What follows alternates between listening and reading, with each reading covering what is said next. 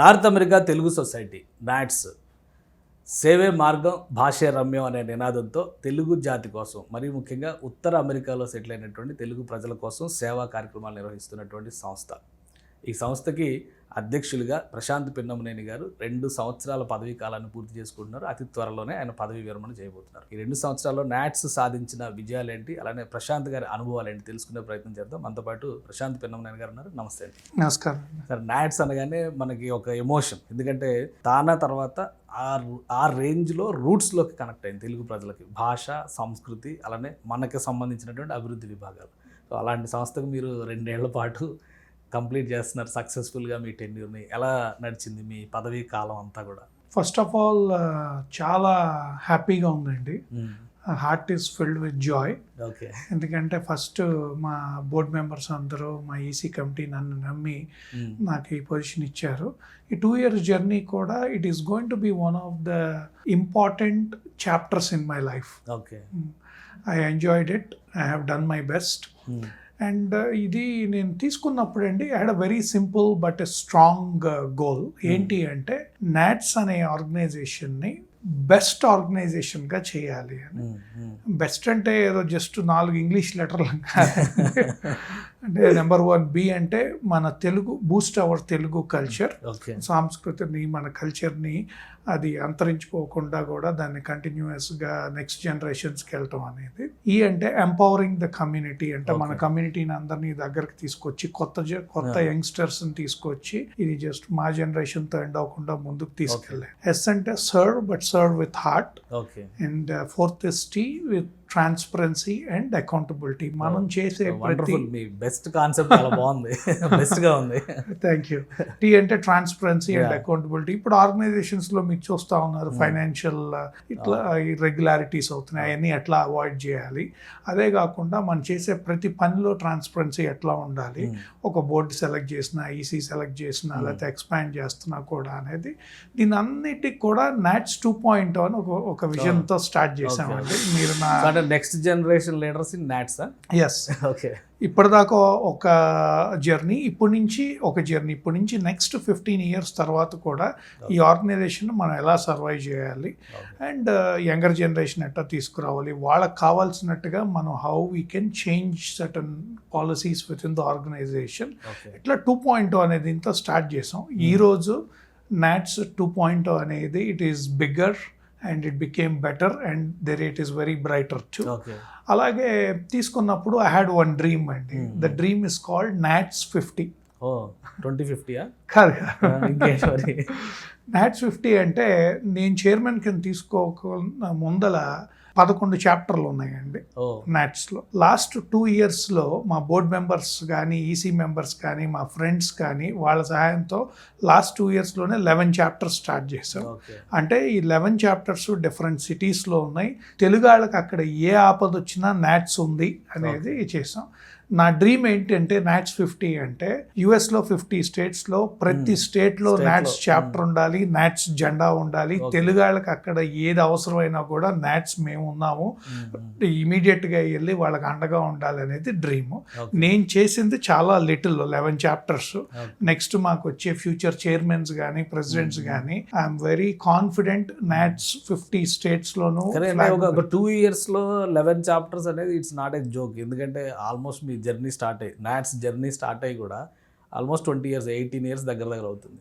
So ఈ 18 yearsలో చేసిన చాప్టర్స్కి almost reach అయ్యారు మీరు 2 yearsలో. సో ఇది ఎలా పాసిబుల్ అంటే ఎట్లా ఉంటుంది అంటేనండి, ప్రయారిటీస్ డిఫరెంట్గా ఉంటాయి. ముందల వాళ్ళు ఎందుకు చేయలేదు అంటే the priorities were different. First of all ఎప్పుడు కూడా ఆర్గనైజేషన్ మనం ఎస్టాబ్లిష్ చేసినప్పుడు కోర్ ఫౌండేషన్ ఎస్టాబ్లిష్ చేయాలి. వాళ్ళు 2009 నుంచి అవన్నీ చేసుకుంటూ వచ్చారు. ఇప్పుడు నేను చేసేది 1 more level ఆఫ్ ఫౌండేషన్. ఆ ఫౌండేషన్ ఏంటి అంటే ఇట్ ఈస్ ఇప్పుడు చూడటానికి చాలా స్మాల్గా ఉంటుందండి.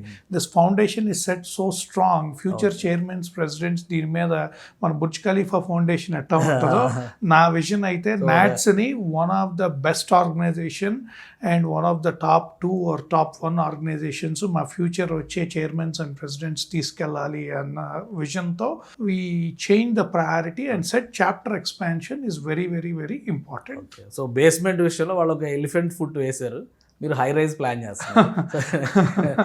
నాకు ఇంకో డౌట్ ఏంటంటే ఇప్పుడు నాట్స్లో ఒక స్టాండర్డ్ని సెట్ చేశారు మీరు. నేను చూసా కొన్ని ఈవెంట్స్, కొన్ని ప్రోగ్రామ్స్, ఈవెన్ మొన్న వెంకయ్యనాయుడు గారితో మీరు చేసిన ప్రోగ్రామ్, ఏపీ తెలంగాణలో మీరు చేసినటువంటి యాక్టివిటీస్ ఇవన్నీ. సో ఈ స్టాండర్డ్స్ రీచ్ అవ్వాలంటే మళ్ళీ నెక్స్ట్ వచ్చే వాళ్ళకి చాలా టెన్షన్ ఉంటుంది అనుకుంటా. అట్లా ఉందా? అట్లేం లేదండి. నెక్స్ట్ వచ్చే వాళ్ళు కూడా మోస్ట్లీ నెక్స్ట్ వీక్ బోర్డ్ అయిపోద్ది. Very dynamic leader, he's a chairman.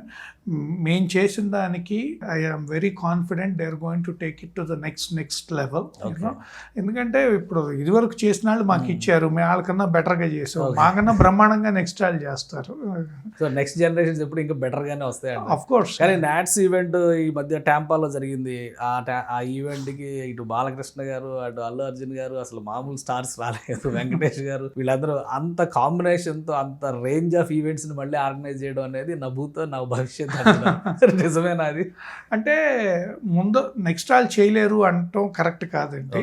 ఇప్పటిదాకా నాట్స్ చేసిన దాంట్లో one of the best convention. Okay, so ఎందుకు చేసామంటే ఒక ఆపర్చునిటీ వచ్చింది. ఓకే, మనకున్న రిలేషన్షిప్స్తో, మనకున్న నెట్వర్క్తో మనము వాళ్ళని పర్సనల్ ఆబ్లిగేషన్స్ మీద వచ్చారు, తీసుకొచ్చాము. నాట్స్ బ్రాండింగ్ పెరిగింది. నాట్స్ బ్రాండ్ ఎప్పుడైతే పెరిగిందో ఎక్స్పాన్షన్ ఈజ్ వెరీ ఈజీ. ఇప్పుడు నాట్స్ అంటే ఒక నమ్మకం. ఇప్పుడు ఏపీ తెలంగాణలో మీరు ఎక్కడికి వెళ్ళినా ఒక తెలుగు ఇండస్ట్రీ తీసుకోండి, పాలిటీషియన్స్ తీసుకోండి, మీడియా హౌసెస్ తీసుకోండి, ఈవెన్ చిన్న గ్రామాలు గుడివాడ పక్కన ఊర్లో కూడా నాట్స్ అనే ఒక ఆర్గనైజేషన్ ఉంది. అక్కడ తెలుగు వాళ్ళకి ఏమన్నా ఆపద వస్తే ఈ నాట్స్ ఆర్గనైజేషన్ ఉంది. అంటే దిస్ ఆల్ బికేమ్ చేయడానికి ఏంటంటే we took that NATS branding level. NATS is no longer a small, it was never a small organization. 50 years ఉన్న ఆర్గనైజేషన్తో ఆల్మోస్ట్ అంటే వాళ్ళకి డెఫినెట్గా దే ఆర్ మచ్ బిగ్గర్ అనుకోండి. వీఆర్ ఇన్ టాప్ 2 అని అయితే చెప్పగలుగుతారు. ఓకే, ఇంకొకటి అండి, ఇప్పుడు జరుగుతున్నటువంటి ప్రోగ్రామ్స్ ఆంధ్రాలో, తెలంగాణలో మీరు స్పెసిఫిక్గా తీసుకుని ఒక టూర్ లాగా చేస్తున్నారు. ఎందుకు అంత స్పెషల్గా? నాట్స్ జనరల్గా మన వాళ్ళు ఏమనుకుంటారంటే అమెరికాలో ఉన్న తెలుగు అసోసియేషన్స్ కాబట్టి అక్కడున్న మన తెలుగు వాళ్ళకి ఏదో వెల్ఫేర్ కోసం కానీ వాళ్ళకి ఏమైనా సపోర్ట్ కానీ చేస్తారన్నారు. ఆంధ్ర తెలంగాణలో మీరు ఇంత యాక్టివిటీ తీసుకున్నట్టు ఉత్తరాంధ్ర దగ్గర నుంచి మొదలుపెట్టి టూర్ చేశారు. ఏంటి స్పెసిఫిక్ రీజన్ ఏమైనా ఉందా? సింపుల్ రీజన్ అండి, మనం ఎక్కడి నుంచి వచ్చాము అన్నది ఎప్పుడూ మర్చిపోకూడదు, మన రూట్స్ మర్చిపోకూడదు. మనం చూస్తే మేము గుడివాడలో మెగా మెడికల్ క్యాంప్ కండక్ట్ చేసాం.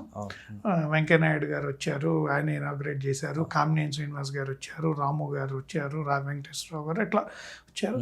ఎందుకు చేసామంటే నేను గుడివాడ వదిలి వెళ్ళి 25 years అయిందండి. సో మీ రూట్స్ గుడివాడలోనే? నా రూట్స్ ఉన్నాయి. అక్కడికి వెళ్ళి ఈరోజు నేను యుఎస్లో ఉన్నా, నేను సక్సెస్ఫుల్గా ఉన్నాను అంటే ఒకటి మా పేరెంట్స్ పెంచిన విధానం, కానీ నేను గుడివాడలో మా ఫ్యామిలీ మెంబర్స్ని చూసిన ఎన్విరాన్మెంట్ కానీ ఆ రూట్స్ మర్చిపోలేము. So we went back there and today we're doing fine.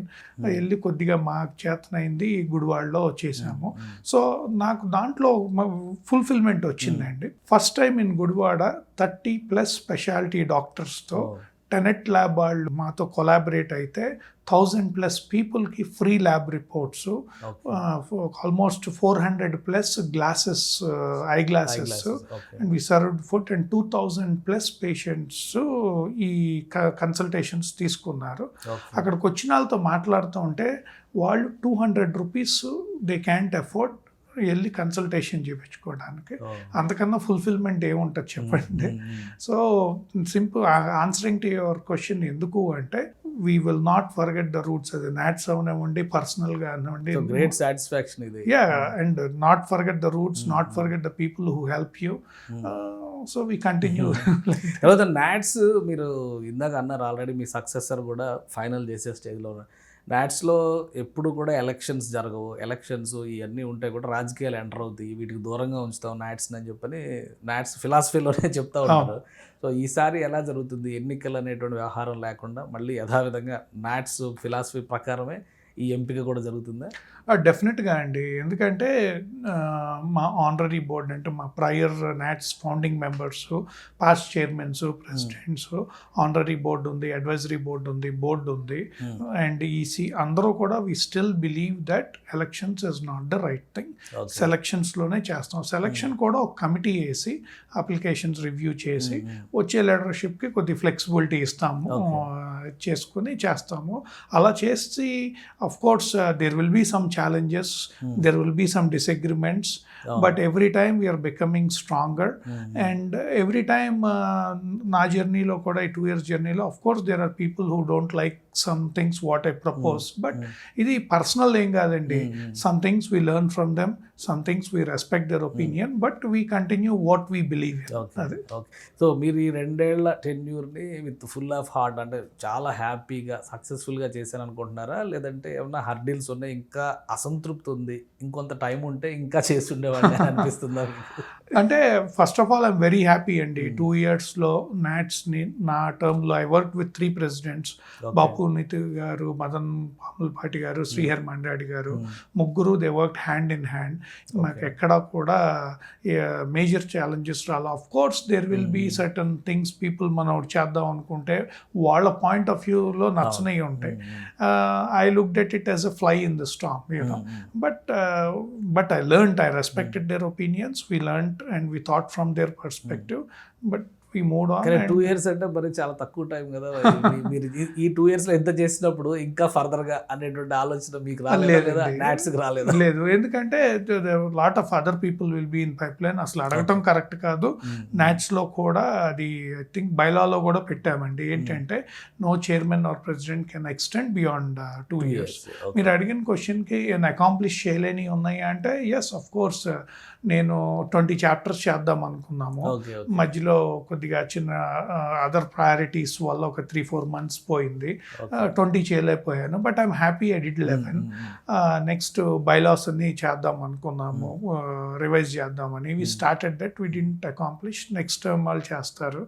But I'm more happy with the milestones what we reach. నాకు తెలిసి లాస్ట్ 2 yearsలో the most number of service programs జరిగినాయి. మీరు టీంలో కూడా చూస్తే ఇది వరకు 40+ ఉండేవారు, ఇప్పుడు 30 to 40 మధ్యలో వచ్చారు. అంటే అట్లీస్ట్ 40-50% యంగర్ జనరేషన్ తీసుకున్నారు. అండ్ ఇది కాకుండా కన్వెన్షన్ బాగా చేసుకోగలిగాం, చాప్టర్ ఎక్స్పాన్షన్స్ చేసాము, ఇక్కడ మంచి యాక్టివిటీస్ చేసాము. సో అలా plus we put strong foundation for NATS 2.0 and 50 గోల్కి పెట్టుకున్నాము. I'm happy. అది మంచి హ్యాపీ న్యూస్ లాగా మీరు ఫీల్ అవ్వాల్సినటువంటి అంశం అంతే. మీ రోల్ మీరు పోషించారు నెక్స్ట్ ఫర్దర్ గ్రోత్కి. అంటే I don't want to take credit here అండి. ఇదంతా కూడా under my leadership my team has worked. అది BOD అవనండి, EC అవనండి, chapter or friends and family.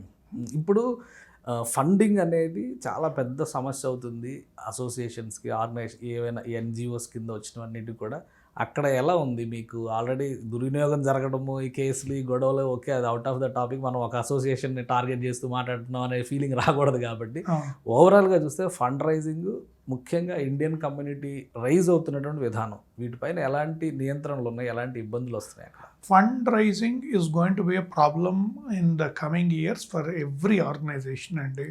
మనం అలాంటివి జరిగినప్పుడు, ఏదన్నా జరిగినప్పుడు we go back, చూసి ఏం తప్పు జరిగింది, how can we pivot, how can we avoid the same kind of mistakes, how we should not get in trouble, ఏ మనము చెక్స్ అండ్ బ్యాలెన్సెస్ పెట్టుకోవాలి అన్నది చూసుకోవాలి. సో ఏమవుతుందంటే we need to think differently. ఇప్పుడు ఇదివరకు 3 days కన్వెన్షన్ చేసామండి. Next time probably 3 years చేస్తారు. Going forward కొద్దిగా డిఫరెంట్గా ఆలోచించి 3 days బదులు 1.5 day కన్వెన్షన్స్ చేసుకోవటము. అదే కాకుండా ఇంకా మనం ఏం చేయొచ్చు అంటే go and tap younger generation. వాళ్ళు వస్తే it will be remodeling jarugutundi. I think remodeling and I would say you have to come up with a new strategy. Okay. So ఏంటి నెక్స్ట్ ప్రశాంత్ పెన్నంనేని గారి రోల్ ఏ విధంగా ఉండబోతుంది నాట్స్లో చైర్మన్గా? తన బాధ్యతలను వేరే వాళ్ళకి అప్పగించిన తర్వాత నాది చైర్మన్ రోల్ అవుతుందండి. నాట్స్లో నేను ఉంటాను, but I want to step back and ఎప్పుడే అవసరం వచ్చినా I'll be always be available for NATS. ఎందుకంటే నేను లాస్ట్ 6 yearsలో I spend so much time sacrificing my personal time, business time, and I believe in NATS, I will believe in NATS. ఎప్పుడు అడగనాలను కూడా NATS గురించి వెళ్ళి చాలా ఆబ్లిగేషన్స్ అడగాల్సి వచ్చింది. So I will always be with NATS, but I want to step back. ఎందుకంటే next leadership వచ్చినప్పుడు we need to give a free hand for them to run the way which they envision. So ఒక బ్యాక్ బోన్లో ఉంటారు. Yeah, of course ఉంటామండి. నేనే కాదండి, every past chairman, president ఇప్పటిదాకా ఉన్నాళ్ళు కూడా మోస్ట్ ఆఫ్ దెమ్ అదే చేశారు. They are the backbone. If there is a crisis we all come together and we solve it. Right, thank you Prashant garu విశ్లేషణ అందించారు. ఇది ప్రశాంత్ గారి అభిమతం. నాట్స్ చైర్మన్గా మాత్రమే పదవి విరమణ చేస్తున్నారు, కానీ నాట్స్తో తన అనుబంధాన్ని కొనసాగిస్తారంటున్నారు, ఒక బ్యాక్ బోన్గా నిలబడతారంటున్నారు. రాబోయేటువంటి రోజుల్లో తెలుగు కమ్యూనిటీకి కానీ ఇతర అసోసియేషన్స్ కానీ ఒక టఫ్ టైం ఉండొచ్చు. వాటికి తగ్గట్టుగా ఇప్పుడే ఒక ఎలిఫెంట్ ఫుట్ లాంటి ఫౌండేషన్ నాట్స్కి వేసాము. నంబర్ 1, నంబర్ 2 పొజిషన్సే డ్రీమ్ చేస్తున్నామని చెప్పి ఆయన విశ్లేషిస్తున్నారు. ఇది స్పెషల్ డిస్కషన్. Keep watching.